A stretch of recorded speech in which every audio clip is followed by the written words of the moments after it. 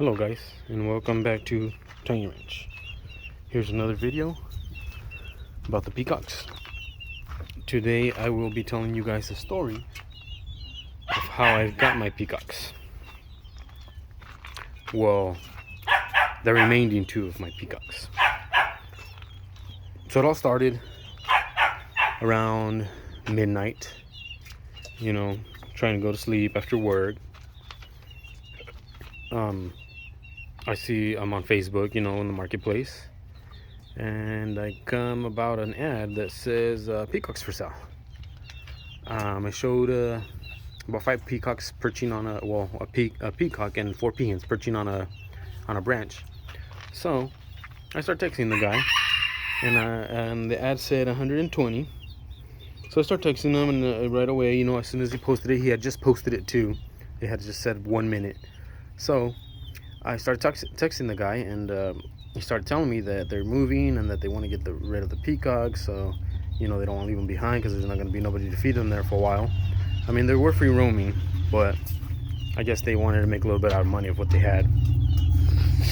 So anyways, the guy lived about 30 minutes away from me, and I told him that I would go pick him up like right now, ASAP.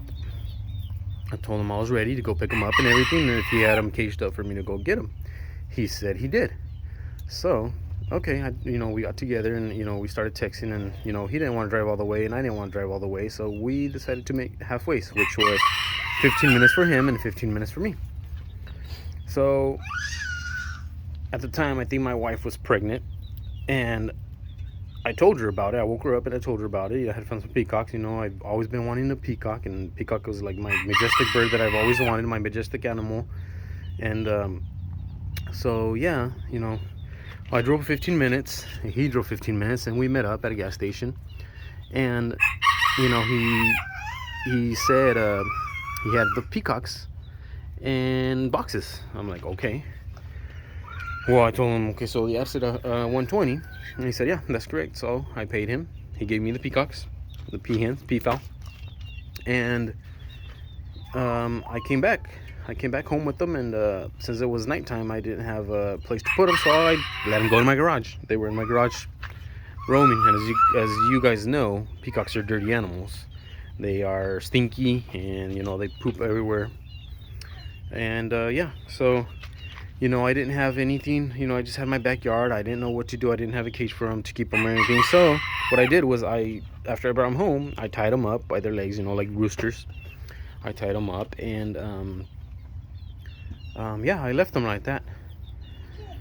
Well, I had 4 peahens and 1 peacock back there, and I was excited, but the peafowl weren't like friendly to people. They still aren't, but they weren't at the time. They weren't used to being close to people. Now I can be within 5 feet of them, and they won't run away. Well, they will, but they know I'm not there to harm them. But yeah, so one day I go back there to feed him, and the peacock goes crazy. So he starts jumping and doing everything he can, try to get away, and he rips the cord. He jumps the fence, he flies away. So I'm over here trying to chase him and everything, and it took me about 4 hours to chase him down, and then finally, he decided to run inside a ditch, which he got tired. So I called my friend, and he came. He had a truck, and I was right in the back of his pickup,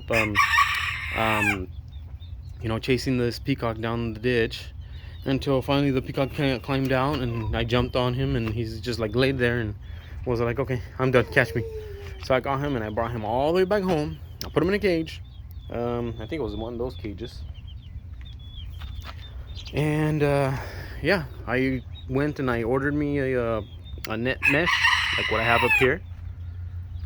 And I started throwing that over my yard. And yeah, I had him ever since. And that one time that I had that he escaped, and that was it. The rest of the peafowl that I had, the only one that I have left of when I bought him is that one.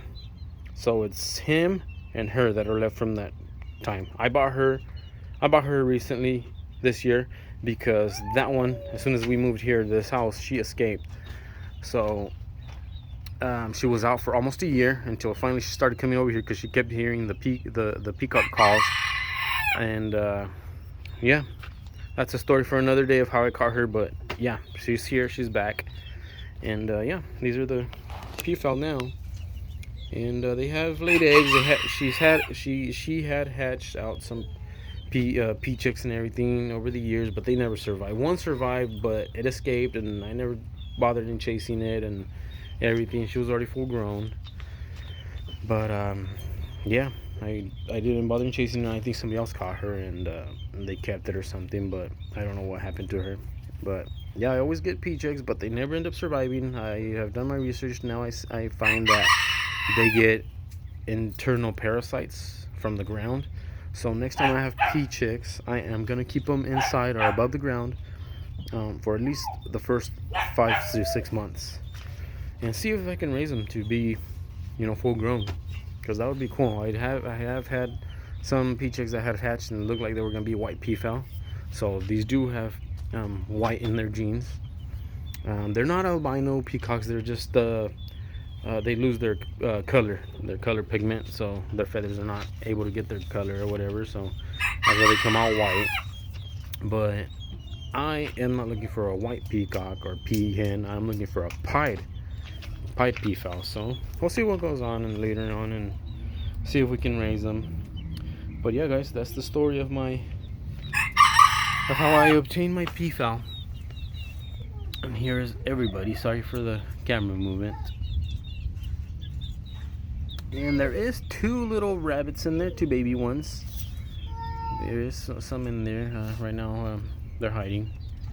But yeah, guys, this was just the story of how I got my peafowl, for anybody that's interested.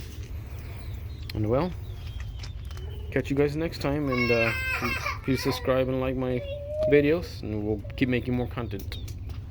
Thank you.